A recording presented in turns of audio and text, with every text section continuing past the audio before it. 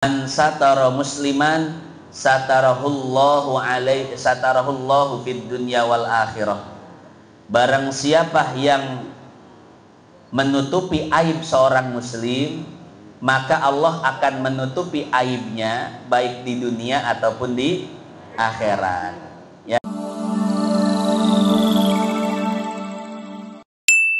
Assalamualaikum warahmatullahi wabarakatuh.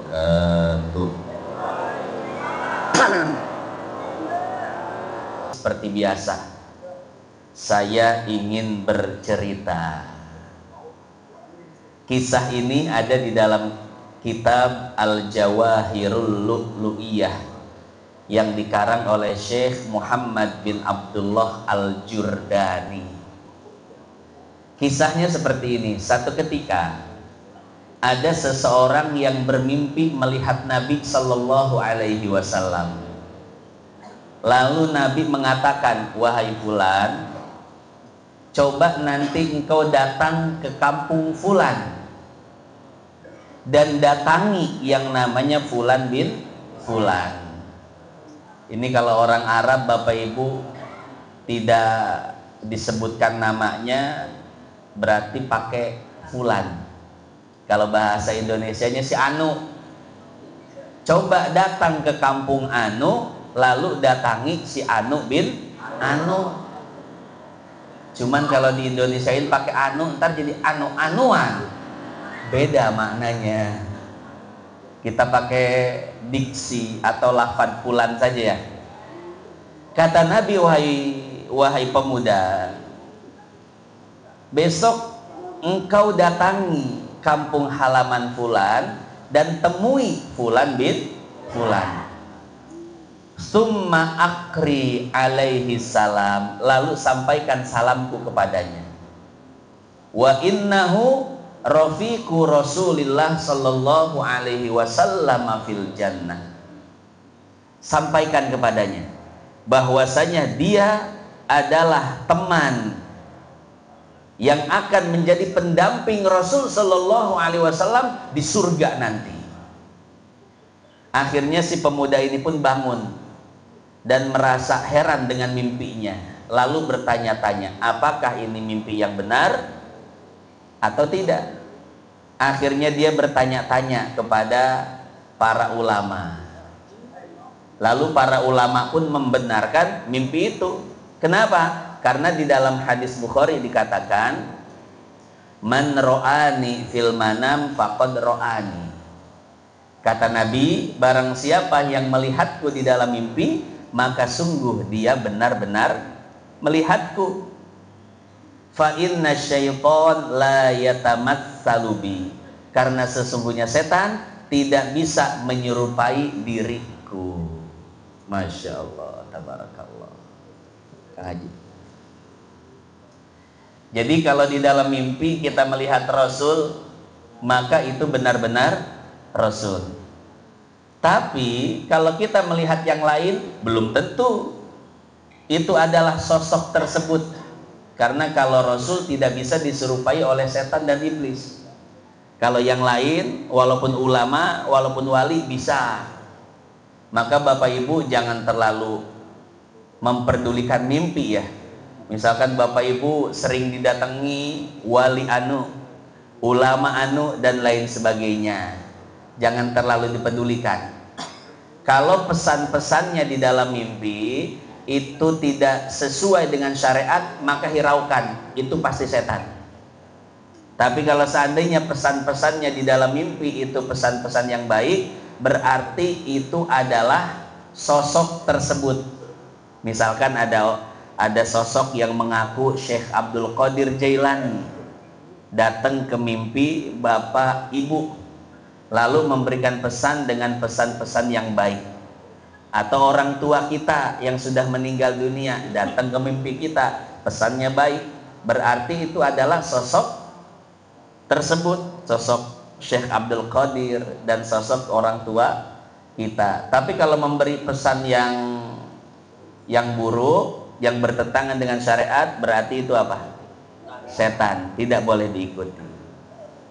Maka saya pesan kepada Bapak Ibu, jangan terlalu berpatokan pada mimpi. Patokan itu kepada Al-Quran, hadis, dan kalam ulama. Ya, kalau mimpi, pesan-pesan di mimpi kita bertentangan dengan Quran, hadis, kalam ulama, maka berarti itu mimpi dari setan. Tapi kalau tidak bertentangan, insya Allah itu mimpi yang benar. Nah, kecuali mimpi bertemu dengan Nabi Shallallahu Alaihi Wasallam, itu pasti benar. Karena tadi Nabi mengatakan, barang siapa yang melihatku di dalam mimpi, maka itu benar-benar aku. Karena sesungguhnya setan tidak bisa menyerupai diriku. Lalu setelah si pemuda itu yakin bahwasanya mimpinya adalah mimpi yang benar, kemudian dia mendatangi kampung halaman yang ditunjuk oleh Nabi. Lalu mencari orang yang namanya telah disebutkan oleh Nabi, Fulan bin Fulan. Tapi setelah dicari-cari di kampung tersebut, tidak ada satupun orang yang tahu siapakah Fulan bin Fulan. Akhirnya setelah lama dia mencari, barulah dia mendapatkan informasi bahwasanya Fulan bin Fulan adalah orang pasar. Kerjanya juga serabutan, duduknya juga di trotoar. Alangkah kagetnya si pemuda tersebut, dikira orang yang mendapatkan salam dari Rasul adalah seorang ulama besar, santrinya banyak, ribuan, hafal Quran dan lain sebagainya. Tapi ternyata orang yang mendapatkan salam dari Rasul adalah orang pasar. Akhirnya ketika si pemuda ini menemui orang tersebut, betul dia lagi nongkrong, duduk di pasar. Lalu si pemuda menghampiri dan mengatakan, wahai Fulan bin Fulan, apakah engkau betul orang yang memiliki nama tersebut? Ya, betul, itu namaku. Wahai Fulan bin Fulan, aku datang dari jauh-jauh kepadamu akan menyampaikan satu ucapan yang tidak mungkin aku berbohong tentang ucapan tersebut. Apa? Yaitu engkau mendapatkan salam dari Rasulullah Sallallahu Alaihi Wasallam. Kata orang tersebut, het mun ocon ulah itulah. Biasa wae mun ocon mah ya ocon kelas berat ya. Jangan bercanda engkau. Masa orang sepertiku dapat salam dari Nabi? Wahai Fulan, untuk apa aku jauh-jauh datang kepadamu hanya untuk membohongi dirimu? Beberapa hari yang lalu aku bermimpi melihat Nabi, dan Nabi menyuruhku untuk mendatangi kampung halamanmu dan menemui dirimu. Hanya untuk apa? Menyampaikan salam. Apa salam dari Nabi? Wa innaka rafiqu Rasulillah Sallallahu Alaihi Wasallam. Engkau akan menjadi teman Nabi Sallallahu Alaihi Wasallam di surga nanti. Nangis orang tersebut. Setelah orang tersebut menangis, maka si pemuda bertanya, wahai Fulan, memang apa amalanmu sehingga Nabi Sallallahu Alaihi Wasallam menyampaikan salam kepadamu? Orang ini pun bingung, apa amalan saya? Saya sholat sesolat sholatnya cuma 5 waktu. Saya puasa sepuasa puasanya cuman Ramadan saja. Ibadah yang wajib-wajib saja. Saya orang biasa, saya nggak punya amalan khusus. Maka kata si pemuda, wahai Fulan, coba pikirkan lagi. Barangkali ada amalan yang kau lakukan dan itu mendapatkan perhatian dari Nabi Sallallahu Alaihi Wasallam. Lalu orang ini berpikir, apa amalan saya? Akhirnya dia ingat, oh iya, saya mengalami satu peristiwa. Satu ketika saya menikah dengan seorang wanita, dan wanita itu yang menjadi istri saya sampai sekarang. Tapi tidak lama setelah menikah, tiba-tiba wanita tersebut melahirkan. Saya kaget, perasaan baru nikah beberapa bulan yang lalu. Kok bisa istriku melahirkan? Lalu sang istri pun jujur, wahai suamiku, ini anak dari hasil zina sebelumnya. Jadi sebelum kita menikah, aku sempat berzina dengan laki-laki lain, dan ini adalah anak hasil zina. Kecewa betul si suaminya, ya. Ternyata istri yang dia nikahi adalah seorang, artinya dia pernah berzina, melakukan dosa besar sebelumnya. Ini kira-kira Bapak, apa yang Bapak rasakan jika ada di kondisi seperti itu? Ya, kesel, kecewa, apalagi? Ya pokoknya permen nano-nano deh ya. Manis, asam, asin, ramai rasanya. Rasa di kita itu bercampur aduk, Pak, betul. Bahkan mungkin sebagian marah-marah, menceraikannya, sebelum cerai ya kepret-kepret dikit ada kali ya.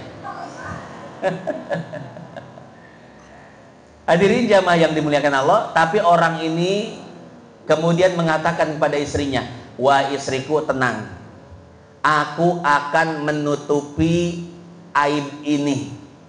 Ini adalah aib yang sangat besar bagimu, tapi aku akan menutupinya dari orang-orang.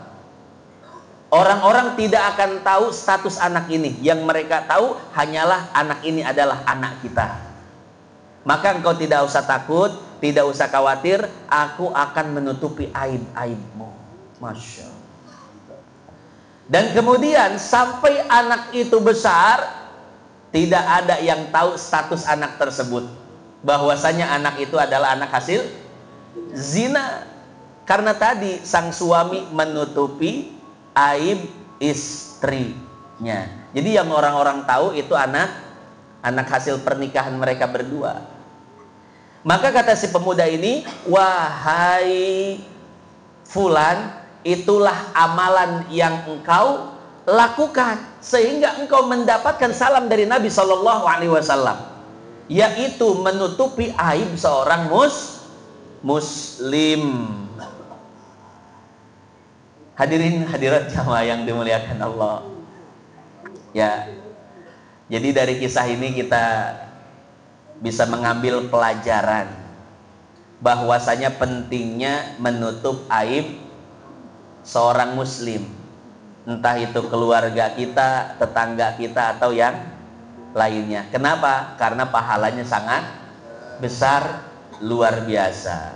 Ya, coba lihat orang tadi, sholatnya biasa, puasanya biasa, ibadah-ibadah lainnya pun biasa, tapi bisa mendapatkan salam dari Nabi Shallallahu Alaihi Wasallam. Kenapa? Karena dia menutupi aib seorang muslim, menutupi aib istrinya. Bayangkan siapa orang yang sabar mendapatkan istri yang sebelumnya pernah berzina dan anak yang dilahirkan adalah anak hasil zina, tapi sang suami menutupi aib istrinya tersebut sampai anak tersebut dewasa. Orang-orang mengira anak itu adalah anak hasil pernikahan mereka berdua, tapi hakikatnya anak tersebut adalah anak hasil zina. Ya, makanya yuk bapak-bapak, ibu-ibu, kalau kita tahu aib kekurangan orang lain, kita tutupi aib tersebut. Jangan sampai keluar dari lisan kita, walaupun kita tidak suka kepada orangnya. Biasanya ibu-ibu kalau lagi ngobrol suka kelepasan ya Bu ya. Awalnya sih ngomongin maulid, kapan nih kita maulid. Kemudian ngomongin seragam, naik tuh. Ini seragamnya warna apa nih? Ada renda-rendanya enggak? Oh, Bang Karni udah datang aja. Ya, udah ngomongin maulid, ditetapkan siapa penceramahnya, kapan waktunya, berapa bayar, seragamnya, naik lagi pembicaraan. Geus kabi geus ayo orang gibah bersama. Nggak kerasa ngomongin fulan si anu het maneh nama amun ditagih hese. Urang kudu neang wae ka imahna. Weh, mending eta mah komo si anu mah. Duh. Asal seragam teh sok hayang dibayarkeun wae. Udah mulai itu pembicaraan. Ya. Maka Ibu kalau berkumpul rapat musyawarah hanya yang penting-penting saja ya. Jangan sampai kelepasan kita ngomongin orang, aib orang semua kita keluarkan. Jangan ya. Karena tadi keutamaan menyembunyikan aib seorang muslim. Insya Allah dapat salam dari Rasulullah Sallallahu Alaihi Wasallam. Kemudian dalam Sahih Muslim disebutkan seperti ini. Man satara musliman satarahullahu fid dunya wal akhirah. Barang siapa yang menutupi aib seorang muslim, maka Allah akan menutupi aibnya baik di dunia ataupun di akhirat. Ya. Jadi yang namanya hukum karma, sunnatullah itu berlaku. Orang yang senantiasa menutupi aib orang, maka Allah akan tutupi aibnya. Tapi sebaliknya kalau senantiasa menyebar aib orang, maka jangan salahkan siapa-siapa kalau satu saat aibnya pun tersebar. Kenapa? Karena itulah sunnatullah. Hukum karma, hukum alam. Apa yang kita perbuat kepada orang lain, itulah yang akan Allah perbuat kepada kita. Ya. Jadi Bapak Ibu, kalau Bapak Ibu ingin aib, kekurangan Bapak Ibu tertutupi, maka tutupilah aib dan kekurangan orang lain. Begitu kira-kira ya.